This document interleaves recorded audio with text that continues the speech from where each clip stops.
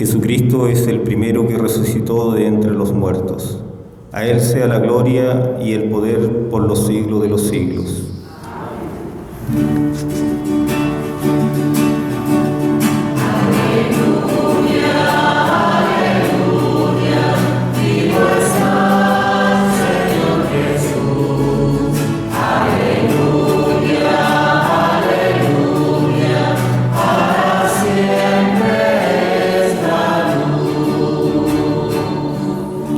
El Señor esté con ustedes. Y con tu espíritu. Proclamación del Santo Evangelio de nuestro Señor Jesucristo según San Lucas. Gloria a ti, Señor.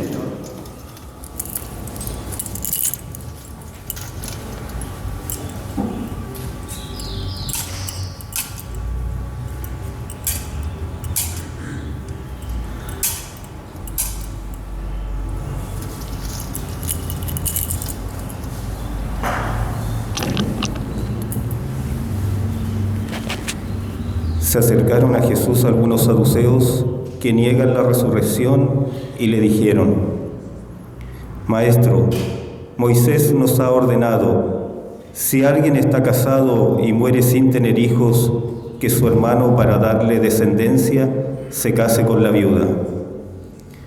Ahora bien, había 7 hermanos. El primero se casó y murió sin tener hijos. El segundo se casó con la viuda y luego el tercero. Y así murieron los 7 sin dejar descendencia. Finalmente, también murió la mujer. Cuando resuciten los muertos, ¿de quién será esposa, ya que los 7 la tuvieron por mujer? Jesús les respondió: En este mundo los hombres y las mujeres se casan, pero los que son juzgados dignos de participar del mundo futuro y de la resurrección no se casan. Ya no pueden morir, porque son semejantes a los ángeles y son hijos de Dios al ser hijos de la resurrección. Que los muertos van a resucitar, Moisés lo ha dado a entender en el pasaje de la zarza, cuando llama al Señor el Dios de Abraham, el Dios de Isaac, el Dios de Jacob. Porque Él no es un Dios de muertos, sino de vivientes. Todos, en efecto, viven para Él. Palabra del Señor.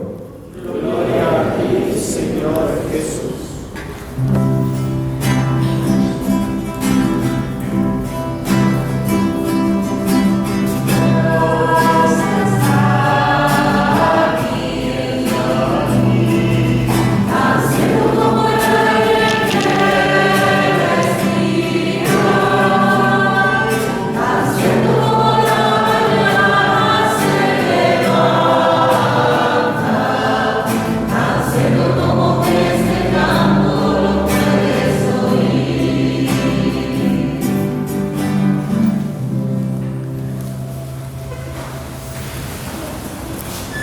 Queridos hermanos, en este domingo 32, la liturgia de la palabra nos trata el tema esencial y fundamental de nuestra fe, la resurrección, la vida eterna. Cristo resucitó, y si Cristo resucitó, es para beneficio nuestro. Él no necesitaba resucitar para sí mismo, Él es la vida. Nosotros necesitábamos recibir la vida eterna porque estábamos condenados.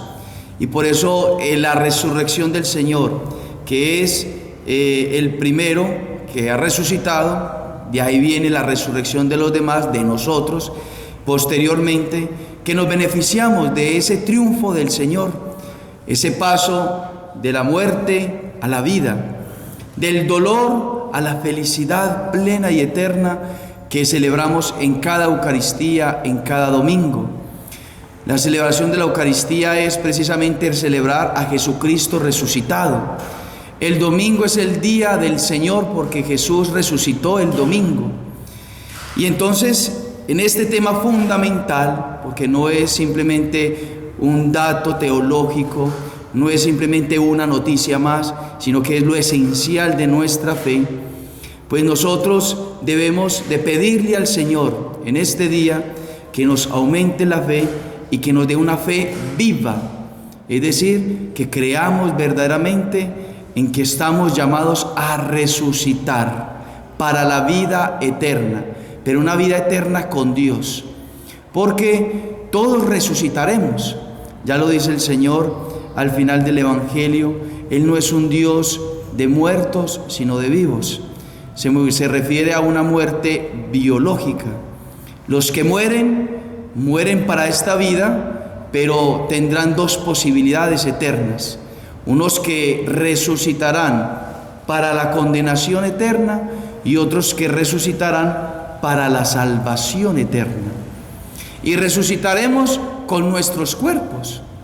Es decir, en el último día, en el día del Señor, en su segunda venida, el Señor vendrá a juzgar a vivos y muertos y nos resucitará el cuerpo. Y el cuerpo volverá a tener vida, se unirá al alma y entonces en ese momento se le dará como tal el infierno para aquellos hijos de las tinieblas, aquellos que hicieron el mal, aquellos que murieron en pecado, aquellos que despreciaron a Dios, y heredarán la vida eterna, es decir, estarán para siempre con Dios en la felicidad plena, perfecta, grandiosa, maravillosa para toda la eternidad junto con Dios. Entonces tenemos esas dos realidades. Ese es el tema que el Señor hoy nos quiere dar, nos quiere tocar el corazón, porque la lectura, la liturgia, la palabra es para nosotros. De ahí la primera pregunta: ¿qué tanto pensamos nosotros en la vida eterna? ¿Será que todo el día o todos los días de nuestra vida nosotros pensamos en la vida eterna y direccionamos y llevamos nuestra vida y elegimos en la vida de acuerdo a esa resurrección, a esa vida eterna? Porque con nuestras elecciones, con nuestras determinaciones, es que nosotros o nos salvamos o nos condenamos. Y es lo que el Señor hoy entonces nos quiere brindar. Ya no pueden morir porque son semejantes a los ángeles y son hijos de Dios, y al ser hijos de Dios son hijos de la resurrección. Entonces volvemos y afirmamos, porque es esencial y es fundamental: si Cristo resucitó, resucitó para beneficio nuestro. Somos nosotros los beneficiados de la resurrección de Cristo, porque estábamos nosotros perdidos. Y si Cristo ha resucitado, entonces es importante que nosotros pensemos, reflexionemos, llevemos eso al corazón. Eso que nos está diciendo el Señor es verdaderamente importante para mi vida. Tiene que tocar mi vida, tiene que tocar mi corazón. De aquí, de esta Eucaristía, tengo que salir con unas disposiciones diferentes, porque es la palabra de Dios que hemos escuchado. Es el acto sagrado, litúrgico, que hemos celebrado juntos, que es el sacrificio de Cristo, y que con ese sacrificio se actualiza su resurrección. Y entonces de ahí pues nos adentramos cómo nosotros podemos recibir esa gracia de la resurrección, cómo podemos vivir nosotros como hijos del resucitado, cómo podemos vivir como hijos, en definitiva, de Dios. Y entonces la primera lectura es la que nos va a poder iluminar, porque la primera lectura es iluminadora para cada uno de nosotros, para poder nosotros de alguna manera afianzarnos, reafirmarnos, actualizar nuestra fe, para que entonces nuestra vida, en la vida práctica, ahí en la práctica, nosotros lo podamos llevar a cabo, lo podamos vivir. Estamos hablando de una verdad eterna, de una verdad fundamental.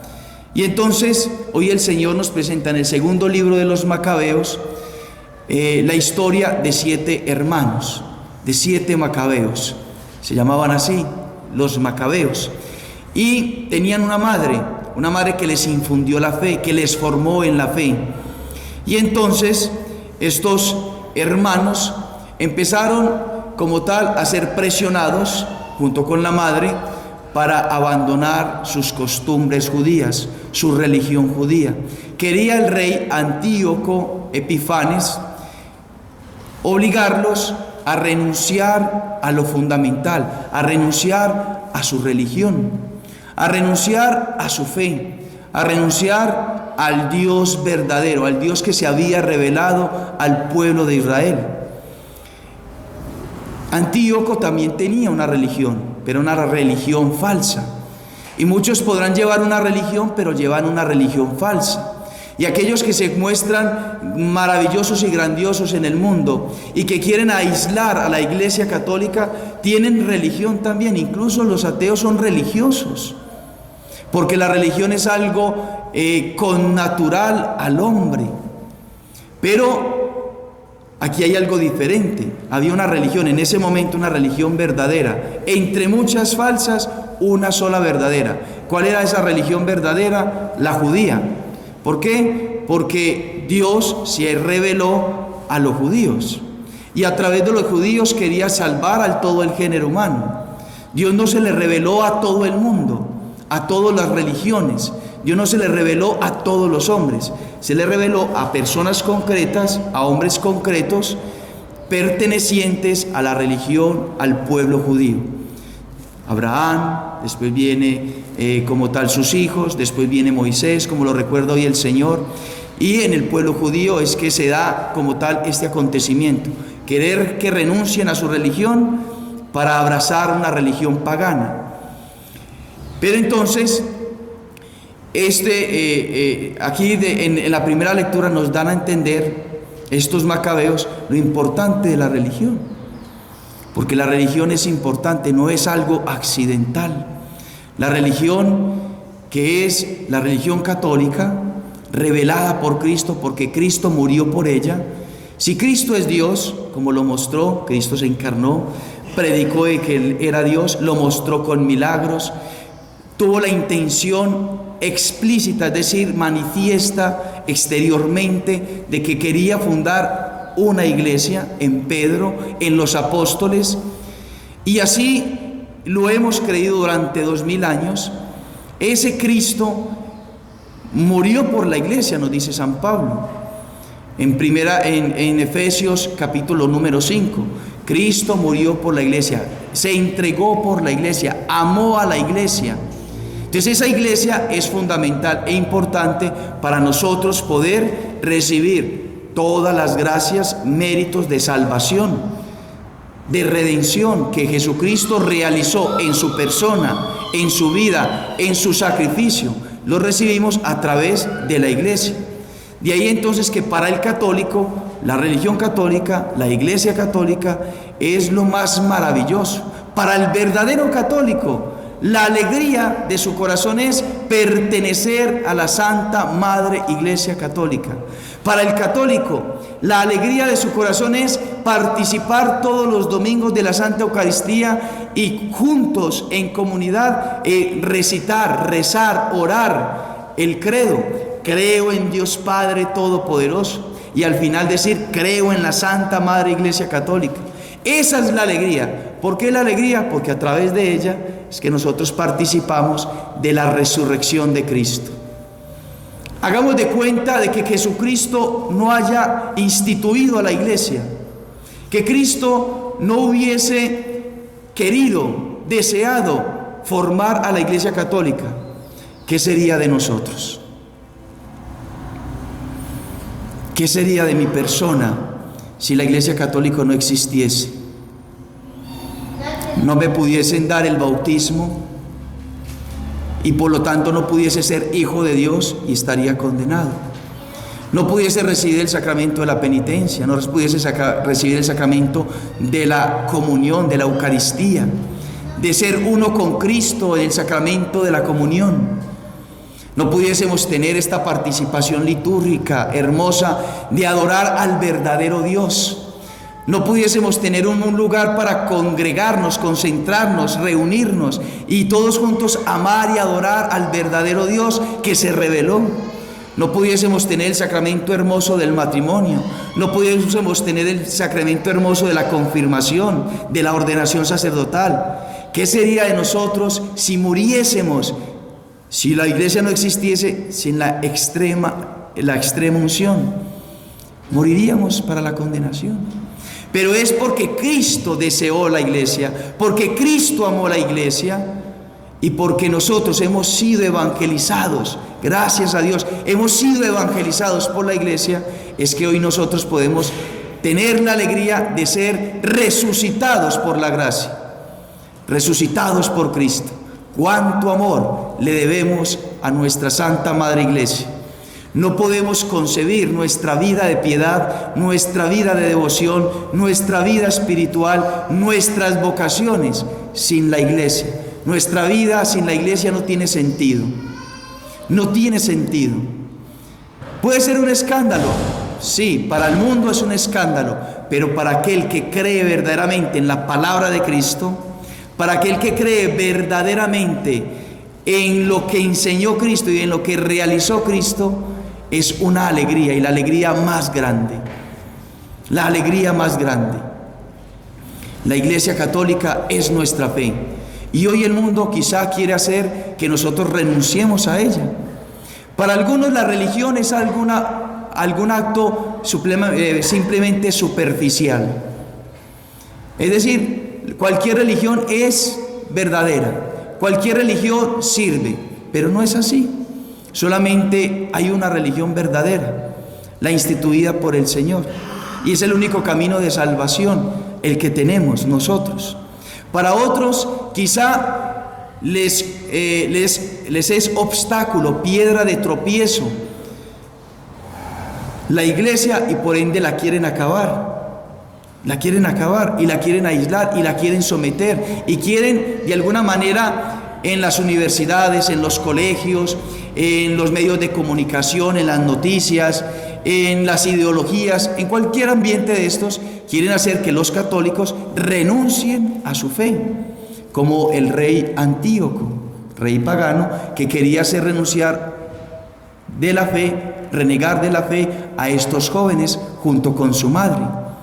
Esa es la primera enseñanza, la enseñanza de que nuestro amor a la iglesia debe ser grande y profunda, en que cuando a nosotros se nos pida defender la iglesia, la defendamos con valentía, la defendamos con entusiasmo, la defendamos en todo lo que creemos.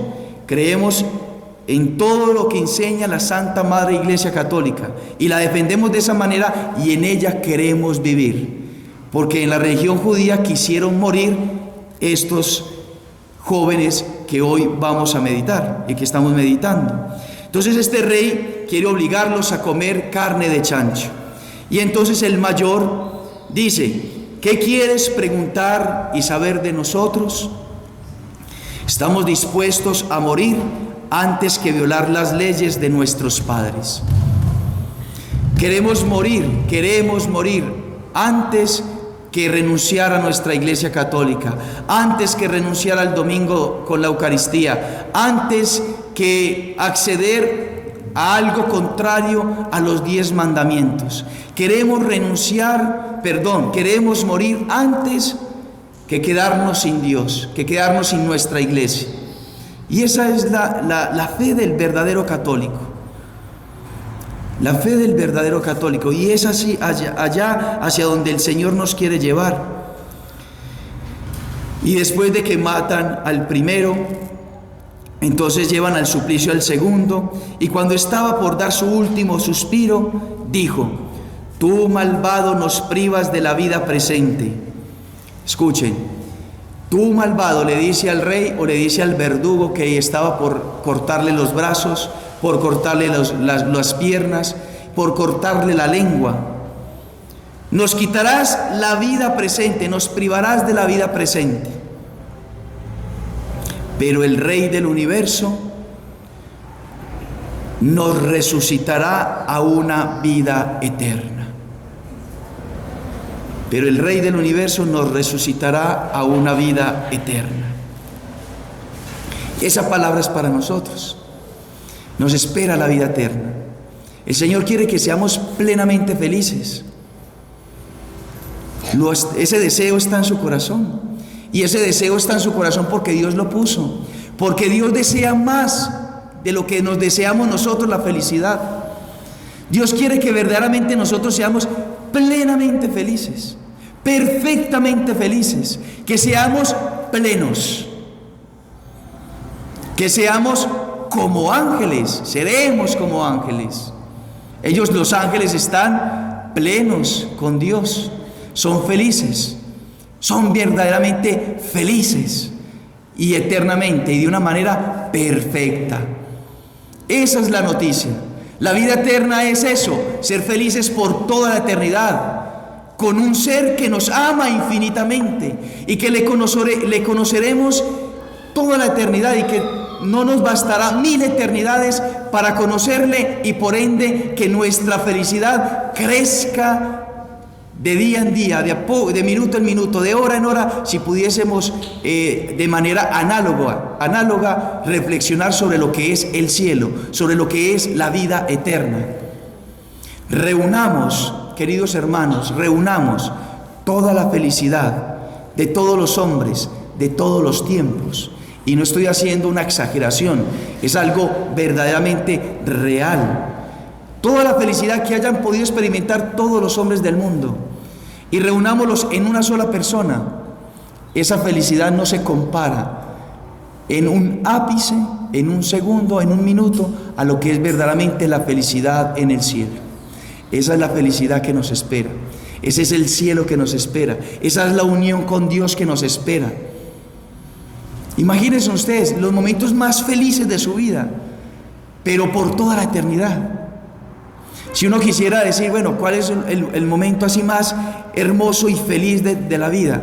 Imagínese usted un paisaje, el paisaje más hermoso y más grande, en paz, con sus seres queridos, y esa noticia de amarse para siempre con esos seres queridos, y sin ningún problema, sin ninguna necesidad, sin ninguna dificultad, en el lugar, en esa playa hermosísima, en ese paisaje hermosísimo, para toda la eternidad.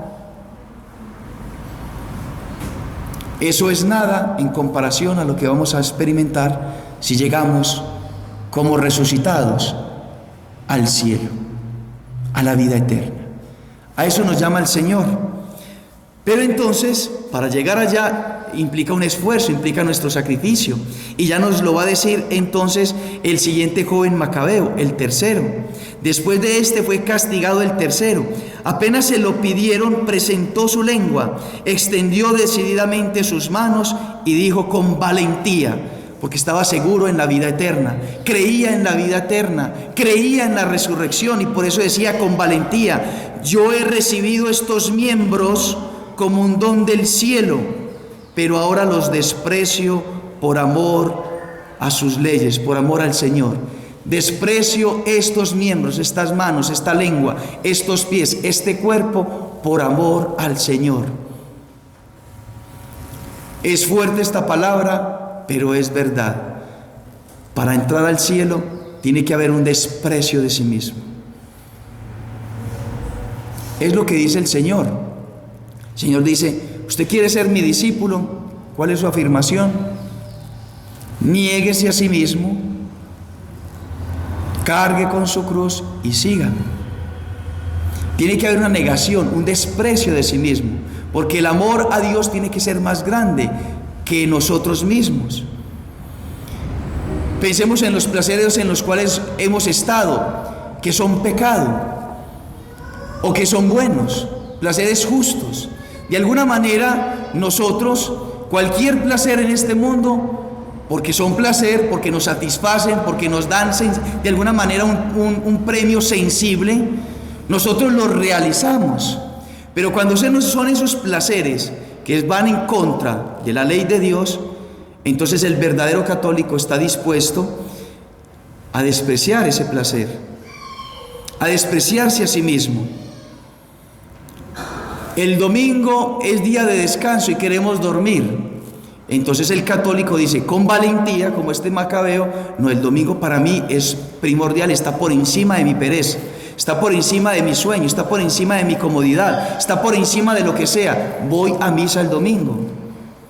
Resultó un paseo y no hay cómo ir a esa misa, y no hay cómo ir a misa. Para el católico lo primordial es la misa, y prefiere renunciar al paseo antes que perderse la Eucaristía. Y entonces no hay posibilidad, entonces se va el sábado como última herramienta. Entonces voy el sábado y adelanto el día, el domingo, yendo a la Eucaristía.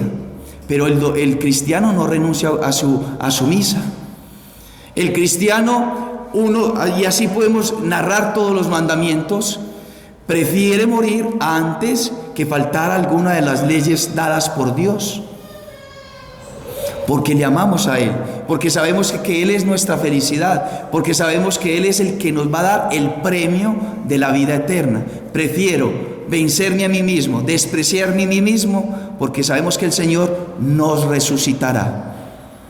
Estamos dispuestos a renunciar a cualquier película, estamos dispuestos a renunciar a cualquier serie, estamos dispuestos a renunciar a lo que sea con tal de no quedarnos sin Dios.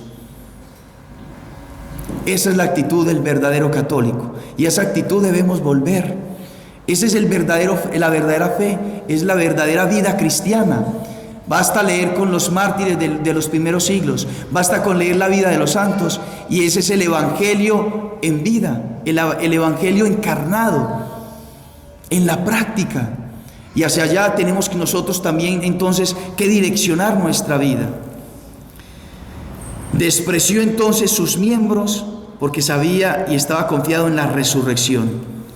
El rey y sus acompañantes estaban sorprendidos del valor de aquel joven que no hacía ningún caso de sus sufrimientos. Y entonces, una vez murió sometieron al cuarto en la misma tortura y en los mismos suplicios. ¿Cuál es la tortura? Le despellajaban la cabeza, le quitaban el cuero de la cabeza, dejaban su cráneo ahí vivo, les cortaban las manos, le cortaban los pies y por último le cortaban la lengua, y después los echaban en una caldera calientísima a quemarse. Esos eran los tormentos, los suplicios, y ninguno de estos macabeos accedió. Quisieron ser fieles a Dios. No vamos a narrar el cuarto, el quinto ni el sexto, vamos a narrar como último el séptimo, que está tomado en el capítulo número 7 del segundo libro de los Macabeos. Y entonces el rey, en un momento de astucia, quiso llegarle al sentimiento del amor de la madre, para que convenciera a su hijo que comiera carne de cerdo. Y entonces la madre le dijo a él: te voy a hacer caso, voy a tratar de influenciar sobre mi hijo. Y entonces la madre de este hijo macabeo, que era el más joven de todos los 7, quedó como último, el más joven, el más tiernito, el más purito, digámoslo así, el que más se cuidaba, el tesoro, la cereza del pastel de su madre. Se inclinó sobre él y, burlándose del cruel tirano, le dijo en su lengua patria: hijo, ten compasión de mí, que te llevé en el seno por 9 meses. Te amamanté por 3 años. Te crié y te eduqué hasta la edad que tienes. Te alimenté. Te ruego, hijo, que mires al cielo y a la tierra, y al ver todo lo que hay en ellos, sepas que a partir de la nada lo hizo Dios, y que también el género humano ha llegado así a la existencia. Miren las palabras de una mujer, una madre, que quiere la felicidad de sus hijos. Esta madre, como todas las madres, quiere la felicidad de sus hijos. ¿Y cuál es la felicidad de sus hijos? Dios, por encima de la vida material y biológica. Y entonces le dice ella: no temas a este verdugo, no temas. Debe ser esas palabras con lágrimas en los ojos, con un sacrificio grande y profundo en su corazón. ¿Les parece alguna escena parecida a la de esa madre? La Virgen María, por nosotros que somos sus hijos. No temas a ese verdugo, no temas al demonio, no temas al pecado, no temas a los placeres de este mundo. Antes bien, muéstrate digno de tus hermanos. Muéstrate digno de tus hermanos. ¿Cuál era la dignidad de ellos? Morir por sus leyes, morir por su fe, morir por su Dios. En este caso en nosotros, morir por la iglesia, morir por la fe cristiana, morir por nuestra fe católica, morir por Dios. acepta la muerte para que vuelva yo a encontrarte con sus hermanos en la misericordia, es decir, en el cielo. Esta madre sabía perfectamente y creía perfectamente, y por eso ofreció a sus hijos, y ya al final muere su séptimo hijo y con él muere su madre, porque también la martirizan. Y entonces esta madre creía verdaderamente en que existía vida eterna. Existe vida eterna, y por ello tiene la capacidad de ofrecer a sus hijos, porque sabe que ofreciéndolos se va a encontrar con ellos. Mientras que los papás despreocupados de la salvación de sus hijos, los van a tener consigo mismos en esta vida, pero los van a perder para la eternidad. ¡Qué dolor tan grande! Ese es el infierno. Usted saber que su hijo estaba ahí y no lo va a poder aprovechar, ver, consentir para toda la eternidad. ¿Cómo será el dolor? Pero esta mujer los ofreció y se encontró con ellos en la vida eterna.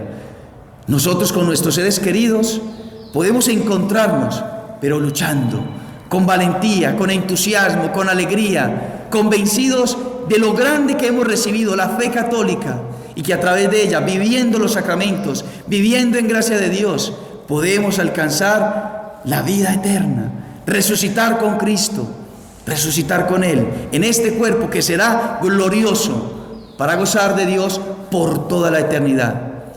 Nos cuesta, somos pequeños, mirémonos, no tenemos quizá esta fe, porque esto es obra solamente de Dios. Si ellos lo pudieron realizar, es porque Dios les dio la gracia. Tenemos que pedir esa gracia.